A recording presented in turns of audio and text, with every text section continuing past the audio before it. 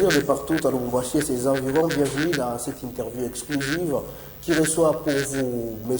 Gabriel Makinga, secrétaire exécutif chargé de la communication et médias au sein du parti LGD, parti cher à Augustin Matata Ponyo, ex-premier ministre de la République démocratique du Congo et avocat du barreau de Lubumbashi. M. Gabriel, bonjour et bienvenue. Bonjour Monsieur Boutros, merci beaucoup. Nous sommes ravis de revenir chez vous. Merci d'avoir répondu à notre invitation. C'est un plaisir qui est partagé et c'est à nous de vous dire merci. Voilà, aimables téléspectateurs, comme vous le savez, l'actualité reste dominée par l'organisation des élections en République démocratique du Congo. Le chef de l'État l'a confirmé qu'il y aura bel et bien élection en décembre 2023. La CENI tient également mordicus qui est élection au mois de décembre 2023. Dans pratiquement 14 jours, déjà ce mois d'octobre, la CENI a procédé à l'embarquement du premier lot des kits destinés à l'enrôlement des électeurs en provenance de Séoul. Nous sommes du côté Corée du Sud. Maître Gabriel, est-ce un soulagement pour vous? Pas tellement un soulagement pour nous, mais nous estimons que c'est un pas d'avance dans le processus de l'organisation des élections. Mais dire que nous sommes soulagés, non. Parce que la même structure qui est la CENI ne cesse de se lamenter et de se plaindre par le manque de moyens et vit la feuille de route que la CENI nous avait donnée. J'ose croire que nous sommes un tout petit peu en retard dans l'organisation de ces élections. Ça ne sera pas un soulagement. Et puis, c'est un premier lot de ces kits de matériel pour les élections. Pour quand un deuxième lot et un troisième lot pour que ça soit dispatché dans les différentes provinces en République démocratique du Congo. Dire que c'est un soulagement pour nous, non, mais nous osons croire que c'est un pas vers ces élections que nous attendons tous. Et donc un bon départ pour la CENI? Non, pas dire que c'est un bon départ parce qu'ils sont en train de se rattraper.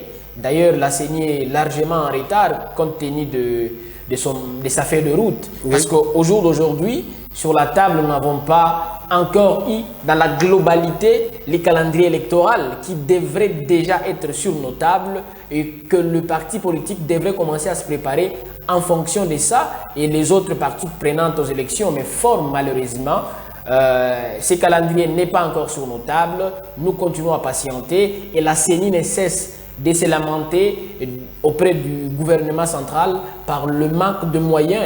Parce que jusque-là, le financement tarde toujours à venir auprès du gouvernement et le gouvernement ne cesse de se vanter de recettes qu'ils sont en train d'amasser à gauche, à droite, au lieu que ces recettes soient affectées, notamment ici au social de la population et également à l'organisation des élections. Fort malheureusement, ces recettes sont affectées dans le poche de certains membres du gouvernement. Voilà, Maître Gabriel Makinga, puisque vous parlez du financement qui pose problème à ce jour, est-ce que nous n'allons pas assister aux élections financées en grande partie par la communauté internationale ou l'étranger? C'est qu'il y a une mauvaise chose, parce que ça sera notre 4e cycle électoral, à moins que je me trompe.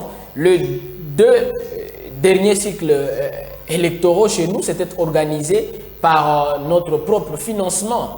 Je me souviens des élections de 2012, si j'ai bonne mémoire, et de 2011, voilà. Oui. 2011 et 2018, oui. C'est financé par nos ressources propres, ce qui est une très bonne chose en termes de souveraineté en tant que nation. Mais si aujourd'hui nous voulons revenir en arrière, c'est désolant et ça démontre l'échec patent de ceux qui dirigent la République aujourd'hui, qui ne sont pas à même de nous organiser les élections par nos propres financements, vu que les gouvernements passés l'avaient financé avec le moyen propre, les ressources propres de la République démocratique du Congo. Et je me souviens en 2011, nous en avons à l'époque Matata Ponyo comme ministre des Finances qui était au four et au moulin pour ça.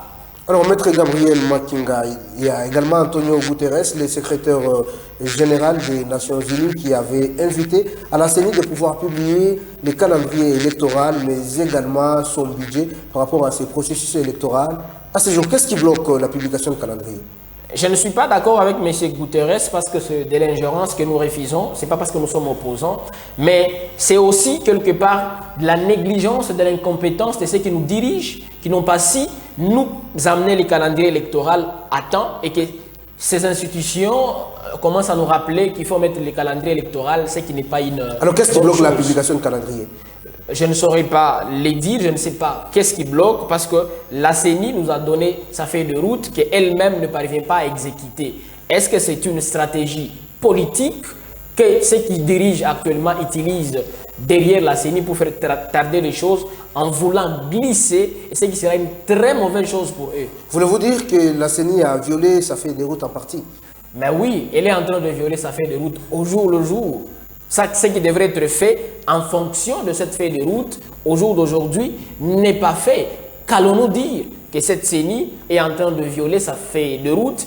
Je dis en connivence même avec ceux qui gèrent la République dans leur mauvaise intention de vouloir glisser, et ce qui n'est pas une bonne chose pour eux. Et donc, Maître Gabriel Makinga, ouais. Donc vous dénoncez un glissement envisagé par les régimes en place? Mais tout à fait. Lorsqu'on n'a pas si décaissé de l'argent à temps pour l'organisation des élections, qu'est-ce qu'on veut? On veut un glissement. Lorsqu'on ne sait pas mettre à la disposition de différentes parties prenantes les calendriers électoraux, c'est un glissement qu'on est en train de viser, en connivence avec le pouvoir, je ne cesse de le dire, mais c'est une mauvaise chose, je le répète encore, pour le pouvoir en place, parce que les glissements apportent toujours une mauvaise gouvernance, parce qu'il y aura un gouvernement d'union nationale, entre guillemets, ici dans certains dialogues, comme nous l'avons toujours vu, et lorsque les gens viennent dans cette condition-là, ça ne va pas bien gérer. Maître Gabriel Makinga, puisque vous êtes le secrétaire exécutif chargé des communications et médias au sein du LGD dans la province du Haut-Katanga, dites-nous, puisque nous parlons de l'organisation des élections,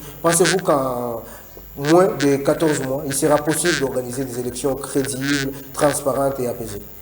C'est possible si ceux qui dirigent la République avec d'autres parties prenantes se mettent d'accord sur certains préalables. S'il y a de la volonté politique, nous pouvons organiser ces élections dans 14 mois. Et moi, j'ose croire, la première des choses, c'est cette volonté politique de toutes les parties prenantes, afin qu'on ait des élections libres et transparentes, où le peuple va se choisir les dirigeants qu'il faut pour conduire la nation vers son développement. Maître Gabriel Makinga, puisque vous parlez du choix du peuple par rapport à leurs dirigeants, parlons de votre parti LGD qui appartient à Matata Ponyo. Êtes-vous prêt à amorcer les élections, à affronter les élections 2023? Le LGD est prêt pour ces élections avec son champion qui est le professeur sénateur Augustin Matata Ponyo. Alors qu'il a des devoirs judiciaires? Ça n'a rien à voir avec les élections. Il n'a jamais été condamné. Il est éligible jusqu'à preuve littérale contraire. Et nous irons avec le champion Matata aux élections et pour les gagner parce que le LGD n'est pas venu badiner. Le LGD est venu gagner ces élections. Avec qui comme candidat? À la présidence, nous avons lui-même le sénateur Augustin Matata Ponyo qui va emporter ces élections. On le met parce qu'il est temps que la science l'emporte par devant tout ce que nous voyons. Vous parlez de la science, est-ce avez-vous une base? Vous dites? Vous parlez de la science, mais est-ce avez-vous une base? Matata Ponyo a une base? Oui, Matata Ponyo a une base en tant que politique. Toute la République démocratique du Congo, est derrière un candidat idéal, un candidat scientifique, un candidat qui a des solutions idoines pour amener le Congo vers son développement parce qu'il a prouvé pendant sa gestion en tant que Premier ministre, également ministre des Finances dans cette République. Maître Gabriel Makinga, vous projetez la victoire aux élections de 2023 pendant qu'à Lubumbashi, on voit les LGD quasiment absents. Le LGD, c'est l'unique parti politique en un mois de la nomination du comité fédéral qui a su s'installer dans toutes les villes de la province du Haut-Katanga. Nous avons des comités qui fonctionnent et dans les territoires de la province du Haut-Katanga, dans les 7 territoires, nos comités sont déjà installés. Alors qu'est-ce qui justifie votre absence? Est-ce une insuffisance des moyens ou d'acteurs politiques? Nous ne sommes pas absents. Nous sommes présents partout. D'ailleurs, pour preuve, moi je suis avec vous ici. Et il y a ceux qui sont en train de travailler sur le terrain. Et il y a ceux qui sont en train de peaufiner d'autres stratégies sur le terrain afin que le LGD gagne les élections à tous les niveaux. Maître Gabriel Makinga, vous voulez